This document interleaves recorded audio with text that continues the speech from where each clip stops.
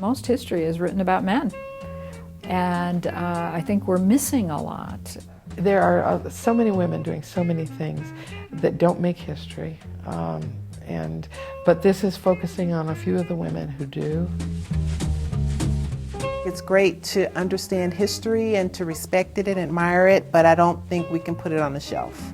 We've got to live it, and in order to do that, you've got to see the connection between us and them.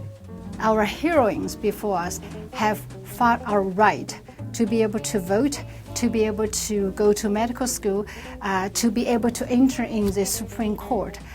We are here to carry that legacy.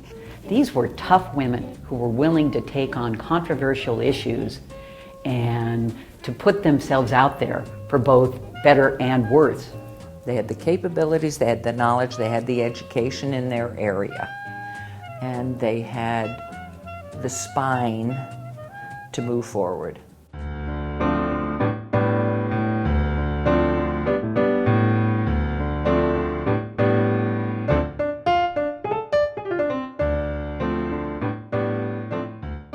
The definition of a maker is a woman who has, through her efforts and energy, changed for the better her community. To be a maker, women need to be highly adaptable. You know, they've got to be able to adjust quickly and on the fly, and you know, they're stepping into a fast-moving current, and so they've got to be able to figure out how to swim in whatever current they step into.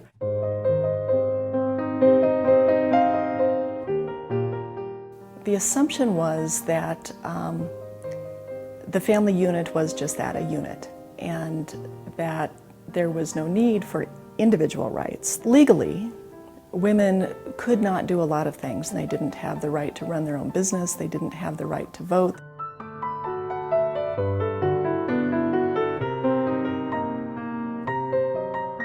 In Nevada, women achieved the right to vote in 1914, 6 years ahead of the national 19th Amendment. After the war started, the men went into the armed forces, and so they needed somebody to replace them. And so instead of manpower, now we're going to have woman power. Women went into the workforce. We are more familiar nationally with the image of Rosie the Riveter, who entered industry and built airplanes and ships. In Lenderson, it was Magnesium Maggie. The theory was you could give them a formula, much as the cake recipe. They could mix the chemicals safely, and it worked. After World War II, the stereotype of the working woman changed completely. Women realized they were competent and capable. They could do these things, you know, and American society would never be the same again.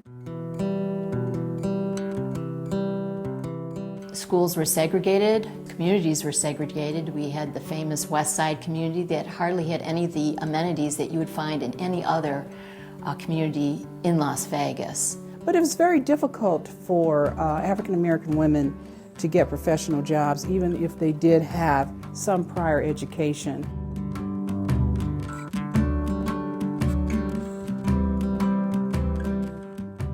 Maids, porters cleaning the casino floors, cleaning the hotels, and maids, linen workers, those were the black jobs.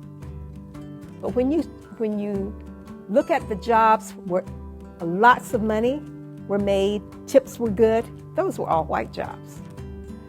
So we had to find a way that blacks could earn some of those monies. The consent decree was passed. So blacks now could start working as cocktail waitresses, could start working as dealers on the Las Vegas Strip.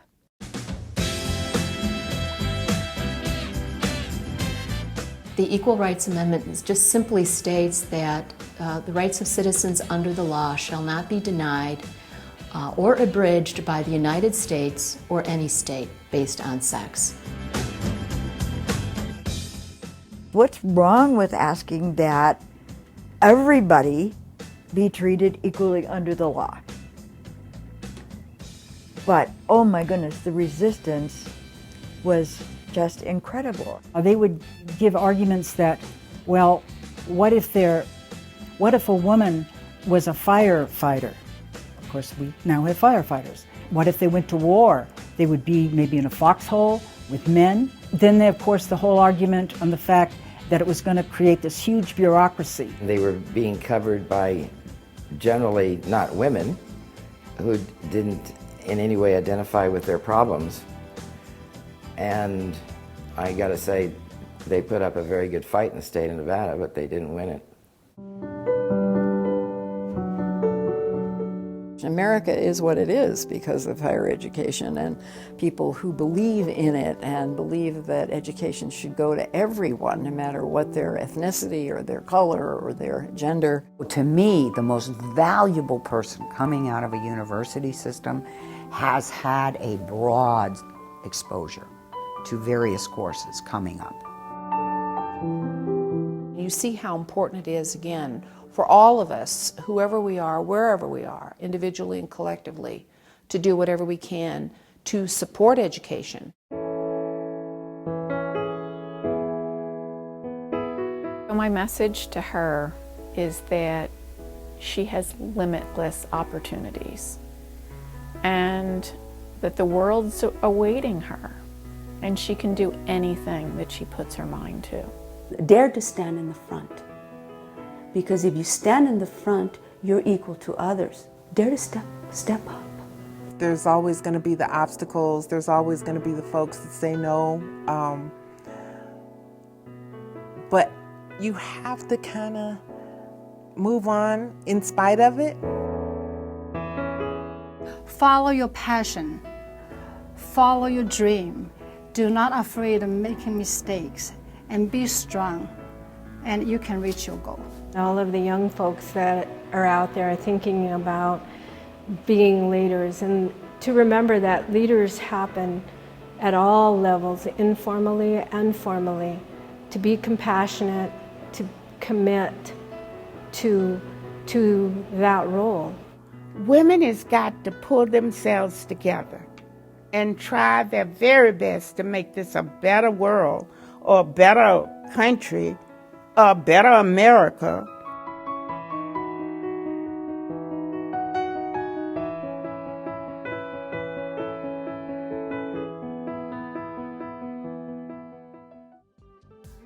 Leadership support for the Vegas PBS production of Makers, Women in Nevada History is made possible by the Eleanor Kagi Foundation, a Lynn M. Bennett Legacy, supporting animal welfare and education-focused organizations in Southern Nevada, the Eleanor Kagi Foundation. Major sponsorships are provided by Cashman Equipment, a family-owned and operated company that is proud to be a part of Nevada's past, present, and future. Cashman Equipment since 1931. Frank and Victoria Fertitta Foundation Limited, supporting a diversity of causes and organizations that strengthen our community, securing the future of Southern Nevada through philanthropy. MGM Resorts International, which is proud to sponsor Vegas PBS and this broadcast as a celebration of the role women have long played in shaping Nevada. Additional support comes from Bank of America, Comprehensive Cancer Centers of Nevada, Nevada Humanities, Vegas PBS Women's Engagement Council.